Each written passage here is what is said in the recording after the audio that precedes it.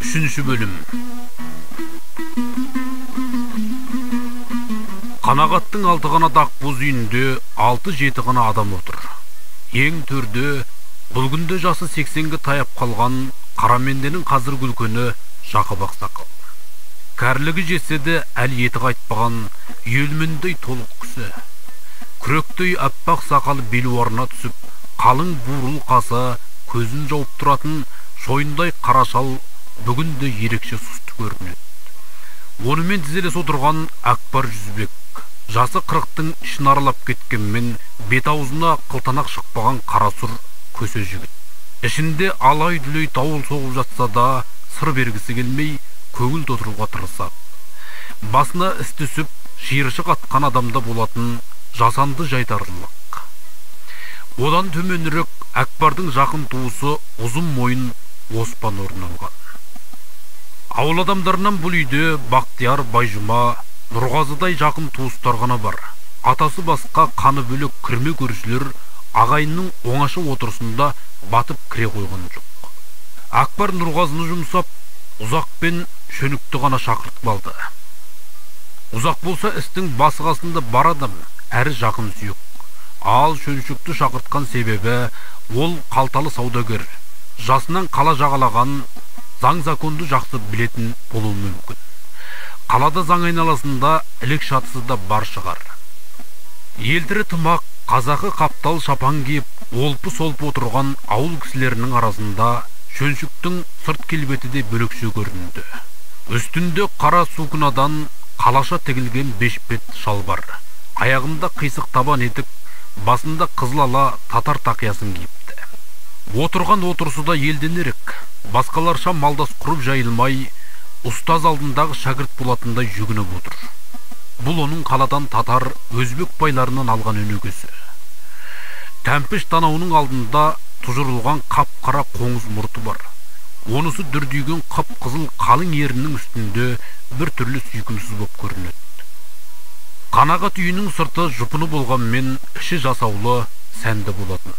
Ортадағы дөңгелек үстелдің үстіне қойылған ондық шамның сәулесі төрдегі әсем жиналған жүкке, ораулы шилермен үйдің әшекейлі баушуына түсіп, маңайды жайнатып жіберді.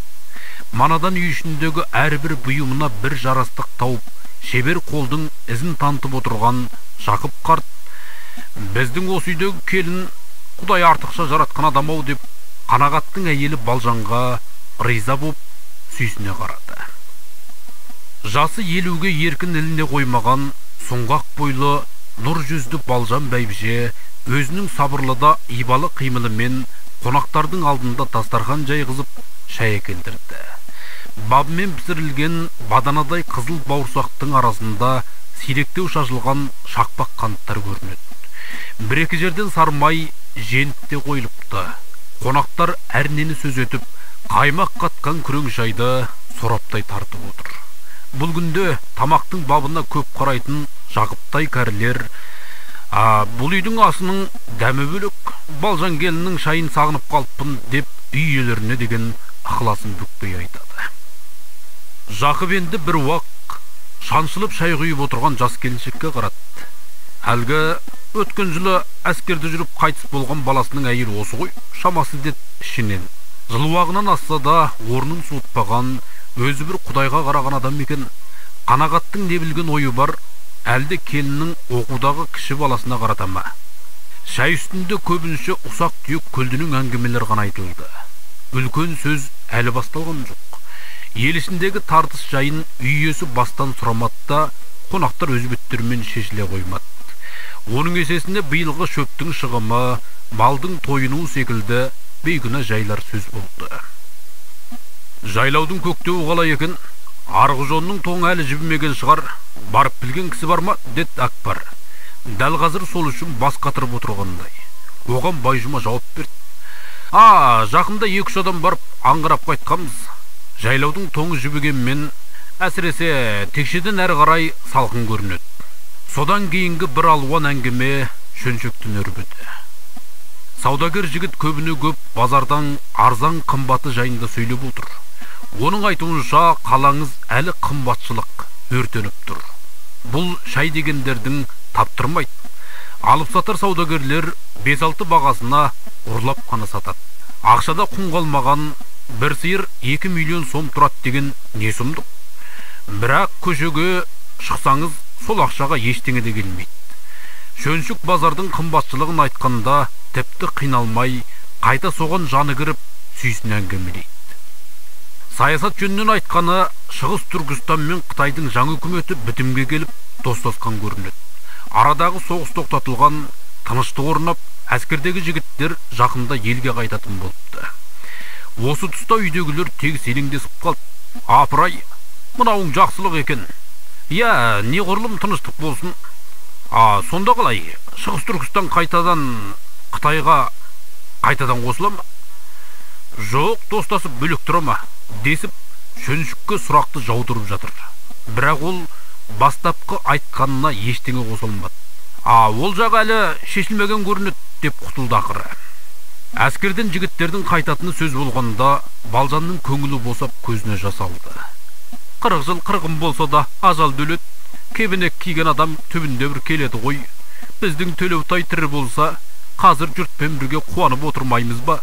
Деп дастарқаннан сәл бұрылып, кимешегінің шетіне көзін апарды. Шай құйып отырған Зипа келін орнынан тұрып, далаға шығып кетті. Жақып Балжанға басу айтып жатыр. Босай берме келін шырағым. Алланың жазуынан асқан не бар? Құдайға шүкір, құралақан емессің ғой. Енді сол қолдағы жалғыз балаңның амандығын тіле, деп бір тоқтатты, қанағатқа бұрылып. Кіші балаң қалада оқудайды ғой. Мектебін бітірді ме? Деп сұратты. Алла бұйырса, биыл бітіреді, деді қанағат сәл жадырап.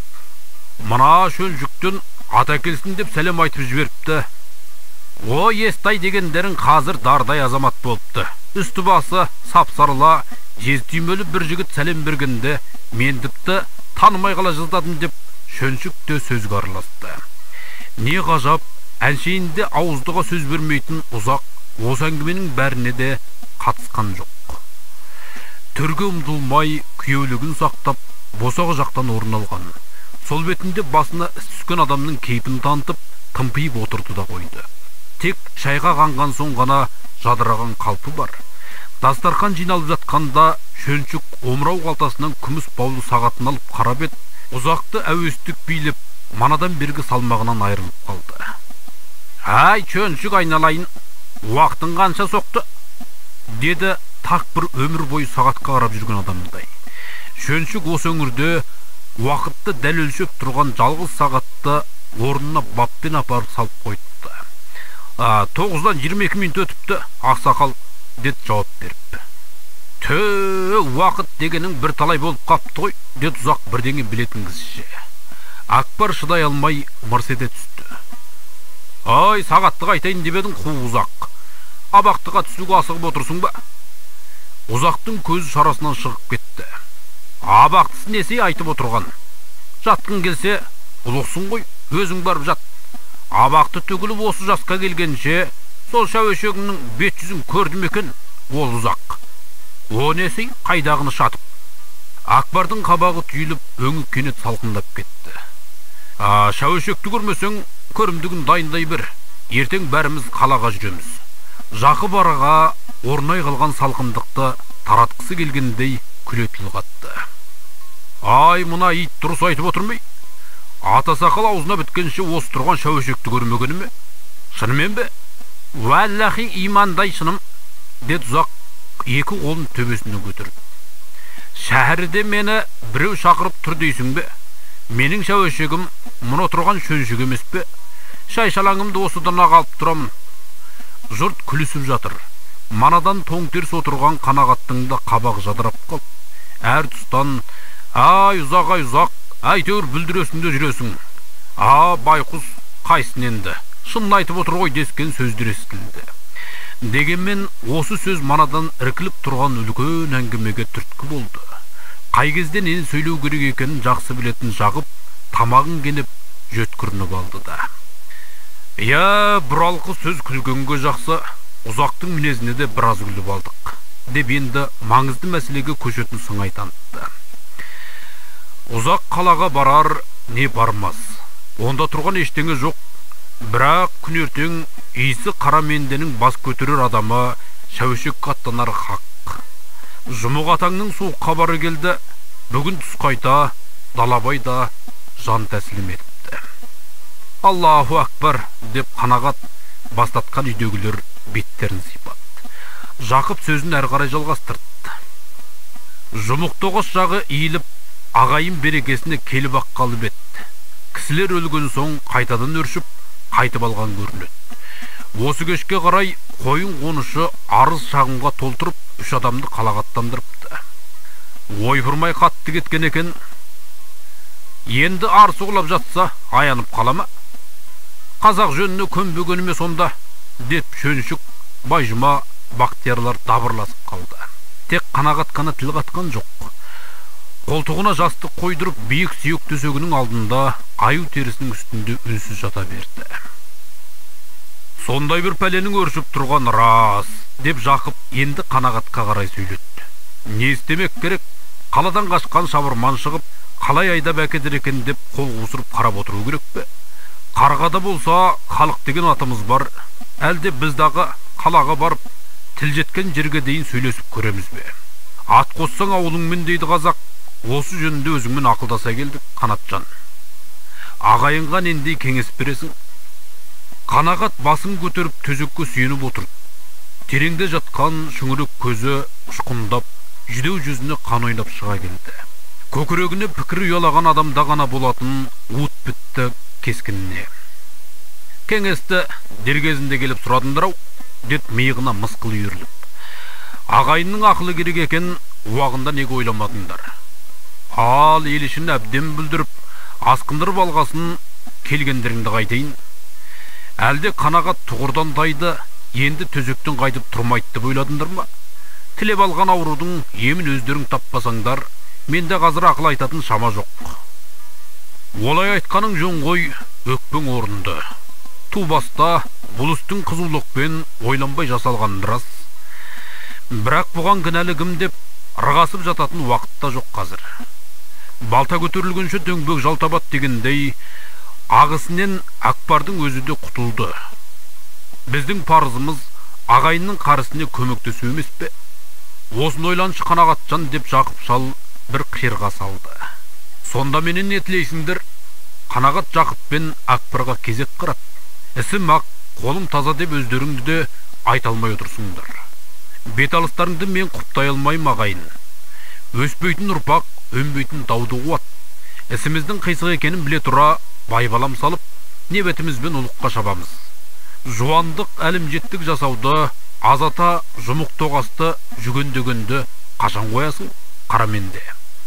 Жөн білсеңдер алғашқы күн-ақ, қара мойын құлыңмен, қанды қолың дұрыңмен, деп алдарына жығылу керек еді. Жалған намыстан, жауласудан жан қалмайды, қалса елдесуден қалады. Акбар қап-қара боп түтігіп, қозғалақтап біраз отырды. Шылбыр үзіп, құруға кетіп бара жатқан жұмық тоғастың өзі емес пе? Берекеге көнді ме? Қит етсе қалаға шауып, әбден дәнегіп алған. Өстіп алты бақан алауыз болып отырсақ, Әбілғазы басынбағанда қайтушы еді. Қол үшін бермесең де, етектен тартпасаң шағайын. Мен жеткен жерімде қала берем деді. Қанағат бір жерін ауырсынғандай сәл шытынап алды да. О, қандай күшті болсаң, алдыңнан жарылқасын. Қара көбейтіп қатарыңа қосылар менде шама жоқ, көріп отырсың ғой. Адамның дауы түгіл, Құдайдың дауынан зорға құтылған жайым бар. Ұзақтың түрі болмаса мынау, мұзайдаған түйедей 4 тағандап отырған. Ал басқа шашпауыңды көтеріп, жыртысыңды жыртам дейтін дәмелі жігіт табылса, бетінен қақпай-ақ қойдым, деп босаға жақтағы өз туыстарына қарады. Олардың мен барам, мен ақыл табармын деп суырылып шыққан ешкім болмады. Жақып төмен тұқырып, сырмақтың ойын шұқылай берді. Ақыры Акбар жұмсарайын деді. Бұлай ғой бияға, дед жалынғандай болып. Тобырдан топ құраймыз десек, осы елде еркек кіндік аз ба? Сізге қара көбейту үшін келгем жоқ. Қалтамен қағазға табынған заман ғой қазір. Себет өзенінен жыртып алған бір тоған суда жұмықтоғастың жұмысы жоқ екенін дәлелдеуіміз керек осы жабуы.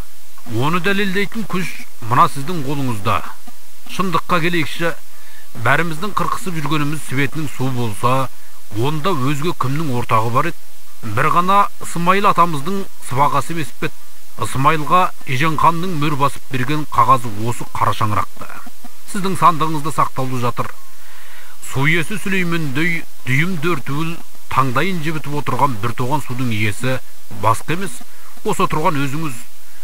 Егер ағайынға араша түсетін ойыңыз болса, бұл сапар сол қағазды менің қолыма беріңіз. Не Себетінің суынан Жұмықтоғасты жұрта етейін, тіпті болмаса пәле жаладан құтылып ағарып қайтайын. Жақып отырған орнынан қозғалақтап: аруағыңнан айналайын, қайран кәрі зәңғай. Қанағаттың арқатасы Ысмайылды бұл ел осылай атайтынды. Болашақ ұрпағыңның қамын ойлап, ұлықтан сый орнына су алғаның қандай кемеңгерлік ет деп бір күңіреніп алды. Түбінде осы мал сауғаннан жер сауғанның озатынын білген ғой жарықтық, деп оны ұзын мойын Оспан қостап жатыр. Қанағат арқасында елтірі шігін жамылып үнсіз тыңдап отырған жұрт енді соның аузына қарап аңтарылып қалды. Қанаға шырағым, естіп отырсың ба? Акбар көңіліндегісін айтты ғой, оған не дейсің? Дед Жақып тақымдап. Бей ұйқыдан оянғандай селт етіп басын көтеріп алды. Қағазды бер алмайым, оған қолға салмаңдар деді. Ысмайыл Себетіден бір тоған су алғанда өз басы үшін не жалғыз Қараменді үшін алған жоқ. Түгел дөртуылдың қайта жинап, сол суды өз қолымен үлестіріп берген. Таңбалы қағаз атамнан қалған киелі мұра. Оны таласқан иттің талқысына тастай алмаймын, деп сәл түйіліп отырып қалды. Сосын Акбарға бұрылып: бәледен қашық жүрсең, бәленің сенде несі бар? Бәлеге жуық жүрсең, бәленің сенен басқа несі бар дейді қазақ. Қылмысты қолыңмен істеген екенсің, мойныңмен көтер. Жұртты әуреге салып басын қатырма. Жарқыным-ау, қара күшпен барымтаның заманы келмеске кеткен неге ойламағансың? Сойыл сілтеп көк шоқпар билейтін уақыт кеткелі қашан деді. Әңгіме осымен біткен сияқты деді. Кәрім Айталман Жақып сылқ етіп сүрінген сөзді кереметтің күшімен қайта тұрғызып жіберді. Өкпен азың орынды, Қанағат қарағым. Енесі тепкен қолының ет ауырмас деген, бұл сөзді сен айтпағанда кім айтады? Бірақ бауыр өзіңдікі, намыс өзіңдікі. Ертең Акбарға айып кесіп, яки болмаса заң жолымен соттап жіберсе, көлденең көз Акбар демес, мына біздігін алайды. Қол ұшын беріп, азамат арысын қорғай алмады. Қараменденің басынан бақыт тайған екен деп түңіледі. Сонан соң мына азған заманда итте құсты басынатын болады бізді. Бұған туған күн ертең өзіңнің балаңа туады. Осыны ойладың ба, Қанағатжан? Ауылдың ит ала болса да бөрі көлгенде біргіп кетпеуші ме еді? Өкпеге қисаң да өлімге қиясың бағайын. Ұстаған жерінен ағашта сынбайды. Мен әлі сенен соңғы сөзіңді күтіп отырмын деп Жақып бұп-бурыл қалың қасының астындағы шүңет көзін Қанағаттан айырмай тесіле қарап қалды. Әрі тарлан қазақы қисынға келгенде әлі де алдыратын емес. Жылымайтын жорғадай тайпалып тұр, тек көне көкірек уақыттың шытырман соқпағынан жаңыла береді. Бұрынғы ескі жолдың сүрлеуінен қалып, жаңа ұрпақ басқа арнаға бет бұрғаннан аңғарылмайды.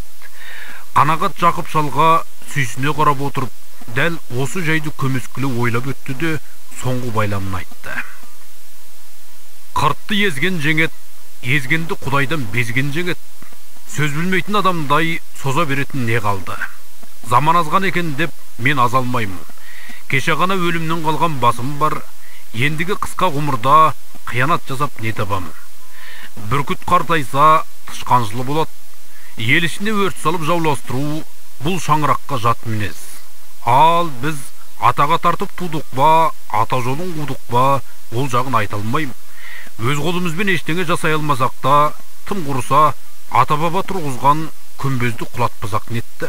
Айтарым осы, өкпелемеңдер ағайын. Осыдан кейін әңгіме созылған жоқ. Акбарлар ет жеп алған соң асығыс аттанып кетті. Салқын қоштасып өкпемен зілмен аттанды. Бүгін таң атқалы Қанағат ауылы абыр-сабыр. Бірнеше адам хабарласып қалаға жүргел жатыр. Бақтияр Байжұма, Нұрғазылар базарға барып сататын малдарын матастырып, жабағы жүммен терілерін көлікке артып алғанды. Осылайша жылда ел жайлауға көшір алдында жұрттың шәуешекке бір барып қайтатын әдеті. Бұларды қырелі базаршылар деп дабыр айтып атайды. Бүгінгі базаршылардың қалаға айдайтын малы көпті емес. Қанағат үйінен шыққаны бір-екі құнан өгізбен 5-6 қойғаны. Бақтияр Байжұмалардан да бір-бірден бойдақ мал қосылғанды. Кейбір қолы қысқа көршілер өздері бармаса да ешкі лақ, тоқты торым әкеліп қосып жатыр. Тері-терсек жүн жүрқыларын тықпалап жатқандар тұшырасады. Қосқаны аз болғанмен алагелдеп тапсырған дүниелері тіпті көп ақ. Қаймолданың әйелі жалғыз ешкінің мойнынан ұстап тұрып, не қажетінің бәрін шұбыртып айтып шықты. Өзіме кебіс мәсі, ағаларыңа қаптал шапан, қызыма бір етік, торғыннан көйлек, жарты тас шай, қанат кәмпит, 2 құмыра кәресін деп тізбектеп келді де, есебінен өзді жаңылдау дейм. Қалғанын өздерің біліп аларсыңдар. Бір парақ қағазға елдің тапсырған бұйымын жазып отырған Нұрғазы терісіне сыймай тасталған болды. Оу, жеңіш-ау, сенден ысап дейтін бар мөзі. Көк қасқа жаман ешкіңнен не келеді деп отырсың? Олай болса, өзің барып сата қой. Керегі жоқ. Әкет ешкіңді. 10 есей бір ешкіге шәуешекті көшіріп келді. Қайтеменді, соның бәрі керек, дед әйел жылағандай болып. Шөнікке берсең тіпті жартпай. Айналайын, мырза жігіт-ау, ала кетші, жақсылығыңды ұмытпайын. Базаршылар осылай артынып-тартынып қораның шетінен шыққанша күн сәске болды. Енді өздерімен бірге аттанатын ұзақты тосып тұр. Акбар оны кеше тастамай алып кетпек болғанда, ол осы қалашықтағылармен лесіп барайын деп зорға сұранып қалғанды. Ұзекең құлабиен ерттеп қойғалы қай заман. Істі боп, сотталып кетсем қаражат керек деген болар. Таңертең көксүйірдің балтарға тайыншасын әкеліп байлағанды. Бірақ өзі әлі көрінбейді. Ай, мына шалды жер жұтып кетті ме? Қайда жүр деп Нұрғазы тықырши бастады. Қайсын, 65-ке келгенде бірінші рет қалаға бару оңай дейсің бе? Қоштасып шыға алмай жатқан болар. Өз басына іс түсіп бара жатқан адам деп жігіттер күлісіп тұр. Ұзақ шынында да барса келмеске кетіп бара жатқандай бүкіл ауылмен қоштасып жүрген. Алдымен Қанағатқа кірді, бидің қолынан ұстап. Бір қиын сапарға аттанып барам. Енді көрсеміз бе жоқ па? Олай-бұлай боп көссем, туғаңнан тастама әйтеуір, деп кемсеңдеп көзіне жас алды. Балжанды құшақтап, қош-қош айтысып, Зипаны шақырып маңдайынан сүйді. Әйелдердің де көңілі босап, орамалдарының ұшымен көздерін сүртті. Әлде қандай заман болады, қасиетті шаңырақтан дәм ауыз тиейінші, деп ұзақ үйден шыға бере кесе айран сұрап ішті. Қанағат күліп отырып, ай қайран қожана сырмай, Меккеге аттанатындай болғаның не? Қорқатын ештеңе жоқ, әлі аман есен ораласың. Алдымен Нұрбекке Естайға барып жолық. Олар сені жауға бере қоймас деп иығынан қағып жұбатты. Ауылды аралап шыққан соң ұзақ үйіне келіп, кемпірі қатшамен арыздасып қоштасты. Бүкіл ауыл Дәу апа деп атап кеткен қатша еңгезердей адам болатын. Шалы оның иығынан ғана келетін. Ұзақ сол қатшаны қайта-қайта ұшақтап. Ал кемпір, отасқанымызға мінеки 40 жылдай уақыт болыпты. Тіршілікте бір-біріміздің қадірімізді білдік пе, жоқ па? Еркектік істеп артық кеткен жерім болса кеш, мен болсам келмеске кетіп барым деп дауысы қырғылданды. Шалының оқыс қылықтарына әбден етеліп көткен кемпірі көңіліне секем алып қалды. Ей баяу, мынау сорлы не дейді? Жаманда болса жар еткен, Ұзекем-ау, не деп барасың? Әлде жүрегің бір сұмдықты сезіп тұрма? Мен аңыратып артыңа тастамай, өзіңмен бірге ала кет деп, онсыз да бұрда егіліп тұрған шалының сай-сүйегін сырқыратты. Бір өкініші, қатша ұзақтан бала сүйе алған жоқ. Соны еске алады. Сақал шашына ақ кірді демесең, ұзақтың өзі де бала сияқты. Екі пұшайман бір-бірін ермек етіп, қалқалақтап тіршілік етіп жүргенде, шалының аяқ астынан істі боп бара жатқаны мынау. Жеңіл желпіге босамайтын адуын қатша жылап жіберді. Ұзақ ауыл адамдарымен қайта-қайта қоштасып жүріп, ақыры құла биенің үстіне де қонды. Онда да Нұрғазыдан қорыққаннан зорға аттанған. Ұлыс әскер кезінде қалашылар артынып-тартынып ауылдың аяқ жағында қара жолға түсті. Егер кідіріссіз жүріп отырса, бүгін жолға қонып, ертең түс қайта Шәуешекке жетуге жығылуға болады. Қанағат таңертең атын алдырып, ертетіп қойған. Қалашылар ауылдан ұзап шығысымен қасына Төлеубай дертіп, мешітке баруға жиналды. Бүгінгі жұма намазына кіріп, сондағы әруақтарға Құран оқытып қайтпақ. Аурудан тұрғалы атқа мінген осы, әбден сыр мінез боп алған жолдас Торат иесін сағынып қалған екен. Аттанарында биді искеп, оқыранып жіберді. Жануар-ай, малда болсаң бірдеңені сезеді-ау деп ойлады Қанағат. Әлі буыны кірмеген, өзеңгіге аяғын салғанда тізесі дірілдеп кетті. Көптен атқа мінбегенге шау тартып қалыпты. Тебінгенге тақымы жұғыспай, жұмсақ көпшік салған ер тоқымда бір түрлі қатқылдау дейді. Төлеубай жирен биесін жайтақ қаққызып, алға түсе беріп еді. Торат құлағын жымитып, биенің жалынан тістеп алды. Шыбжыңдап қайда кетіп барасың, алдыңды кескестемей былай жүр деген тәрізді. Тістеген жерінің орнында жасыл жалқын болып көкшөптің нілі қалып қойды. Торат топ жарып, үнемі алда жүруге дағдыланған. Екі кісі әңгімелесіп қатар келе жатқанда да, оның мойны сәл озып отыру керек. Сол дағдысымен тайпалып кетті де, жирен биенің қасынан қапталдап өте берді. Мұқырдың қабағындағы биік қырдың үстіне салынған күдері мешітті түстік жерде мен мұндалап ағарып шалынады. Қасындағы мектеп үйінің де еңсесі биік. Қанағаттар кіші тұманың кезеңіне шыққанда, сырты әттелген екі үлкен ғимарат ашық күнде сағын көтеріп, тіпті асқақтап кетіпті. Мешіт ауласындағы 10 шақты түп қарағашта аяқ астынан молайып үлкен орман қайналып кеткендей. Сол мешіт пен мектеп үйін көрген сайын Қанағаттың көкірегінде әрдайым бір мақтаныш сезім оянады. Жұма күндері намазға барғанда да мұсылмандық парызын өтуден басқа тағы бір жауапкершілік таңғаратын. Өзінің әкесі күдері би салдырып кеткен Құттыханада Құдай үйіне анда-санда ат ізін салып барып тұру міндет сияқты көрінуші еді. Әр жолы намазға жиналған көп халықпен дидарласу, сол топтың ішінде өз иығының басқалардан сәлде болса биік тұрған сезіну оған бір түрлі рахат еді. Ал мектепке келетін болсақ, ол мұның ішінен шыққан перзент іспетті. Әйтеуір әкесіне еліктеп жасаған бір игілікті іседі. Қанағат бұдан 15 жыл бұрын қолындағы бар әулетін осы мектепке салуға жұмсаған. Анау Акбар, Нұғымандар бағдәулетімен даңқын асырып, қанша шіренгенімен бұл олардың алдында ешқашан жасып төменшіктеген емес. Өйткені көңілінде 90 айдың азда болса артына қалдырған белгісі бар.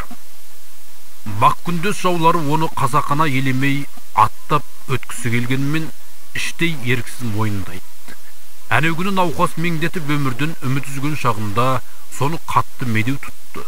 Тіршілік қанша тәтті болса да жан тәсілім етуге ешбір өкінішсіз мойын сұнғанды.